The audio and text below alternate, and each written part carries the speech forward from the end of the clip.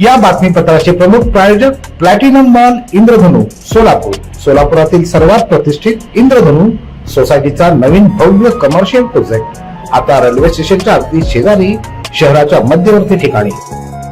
दर्शक हो, आता पाहूयात एक सविस्तर बातमी. दिव्यांग अर्थातच अंध महिलांच्या पहिल्या विश्वचषक T20 क्रिकेट स्पर्धेत भारतानं विजेतेपद पटकावलं. या संघामध्ये उपकर्णधार गंगा कदम हिचा समावेश होता.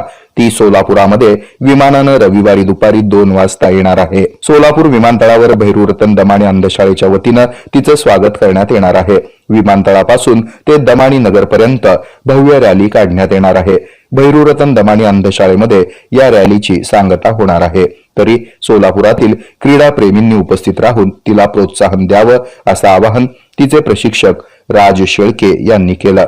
विजेता महिला संघाचा सन्मान 16 डिसेंबर रोजी करण्यात येणार असल्याचं मुख्यमंत्री कार्यालयाकडून सांगण्यात आलं असल्याचंही शेळके यावेळी म्हणाले.